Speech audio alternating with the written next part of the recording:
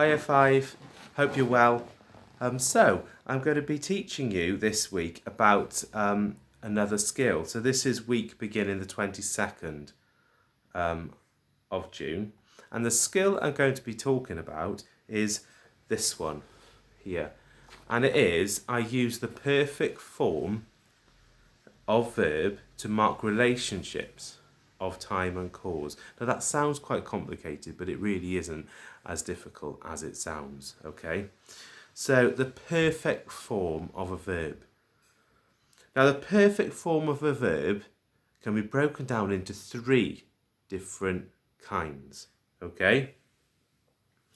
Now you've got the present perfect, and this is all on this sheet, and this, okay, will be on the website under English week commencing the 22nd, okay, of June. So make sure that you have a look and you can read through this sheet. It's on the website, okay, well it will be by the end of the week. Present perfect. Okay, so the present perfect, even though it's got the word present in it, okay, it's still something that's happened in the past. For example, I have finished my homework. I have finished my homework. It's finished and completed in the past. Okay? It doesn't tell us when it was completed though. It just tells us it has been completed.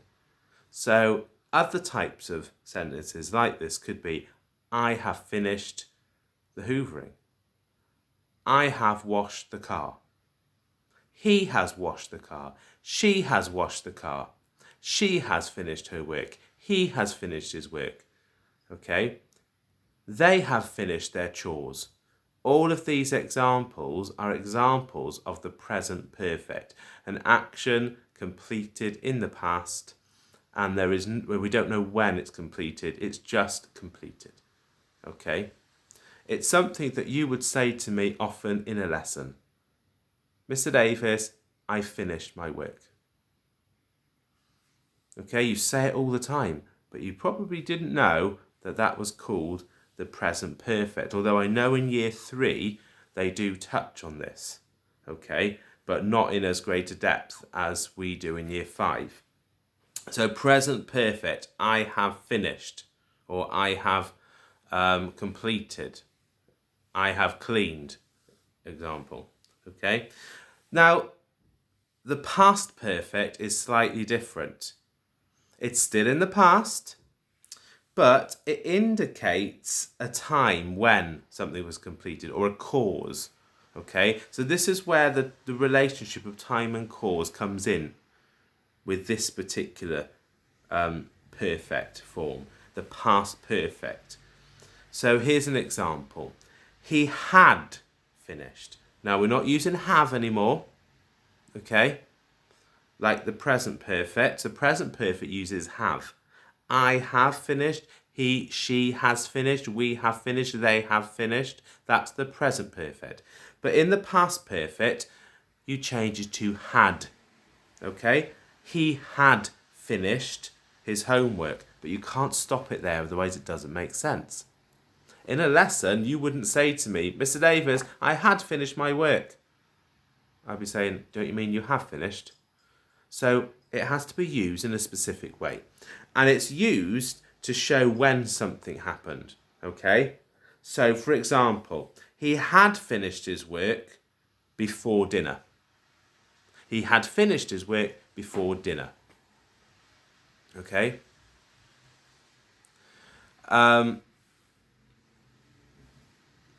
examples, let's have a look.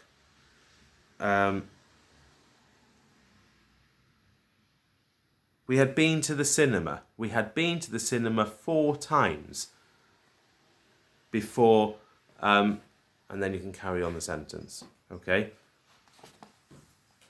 We had been to the cinema 4 times before Wednesday. There's an example. We had been, okay? He had finished his homework. He had cleaned the car before Sophie arrived, okay? Or he had finished the car when Sophie arrived. He had finished cleaning the car when Sophie arrived to see him. There's another example. So it's basically something that's happened in the past. It's finished, but there's an indication of when. Okay, it's completed, and we know when it's completed, and we know something else that could be happening as a result or after it. That is past perfect. Okay, there might be some other examples later on in this sheet. I'll just work my way through. Future perfect now. So we've had present perfect, we've had past perfect, now future perfect. Future perfect is I will. Okay, so we're putting the will in because that's a future. I will, and it uses have. I will have finished. Okay, I will have finished my homework before lunch. In other words, you haven't completed it yet. It's going to be completed. It's still the past. Okay, the future perfect. I will have finished because it's got a little bit of past in it. I will have finished, but it hasn't been finished yet. So I will have finished my homework before lunch. I will have finished cleaning the car by the time Sophie arrives. Okay? Because the car isn't cleaned yet. So that's the future perfect. So the perfect tense uses words had or have. Okay, or has. If you're talking about he or she has finished. Okay. To show an action has been completed. So I have finished my homework, completed in the past, done. You don't need to say any more.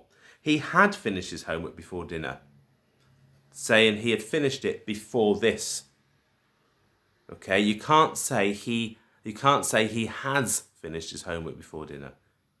Okay, you have to say he had. He had finished his homework before dinner. I will have finished my homework before lunch, meaning you haven't finished it yet.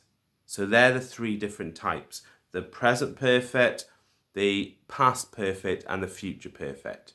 So that's what it means by the perfect form of a verb. Those three different forms, if you like. Okay?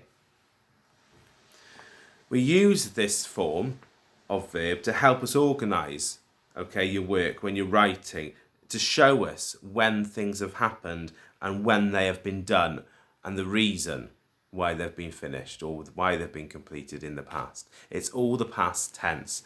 Some of it may not have been completed. So you would use the present perfect. I will have finished by the time you get back from work, for example. Okay, so the present perfect, let me read some examples to you again. I have walked.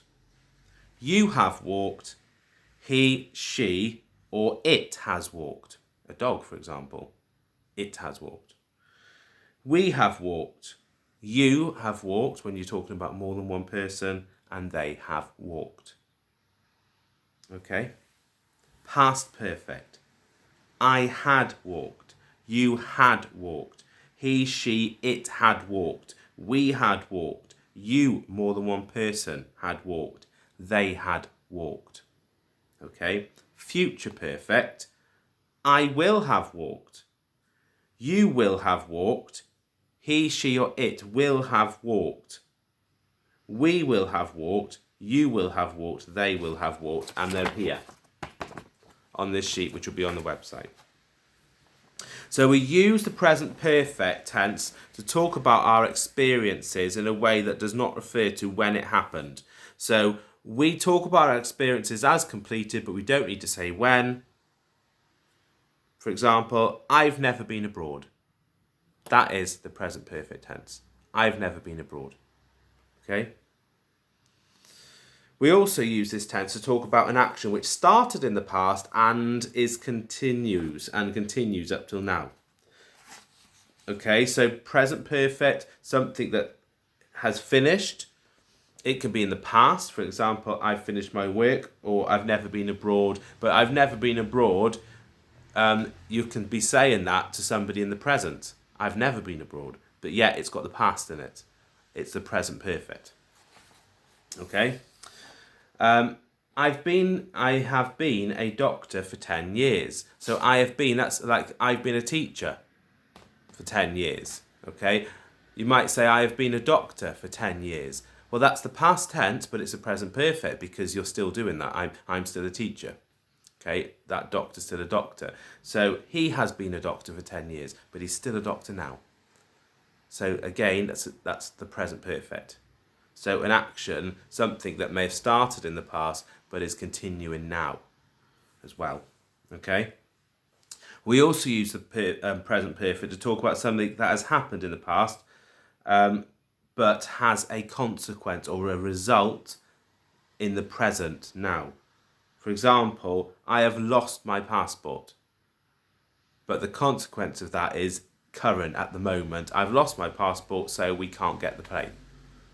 Yeah, I've lost my passport, so we cannot go. The result is that that person hasn't got their passport. Okay? Then the past perfect, as a reminder, is to talk about an event that has been completed in the past before something else has happened.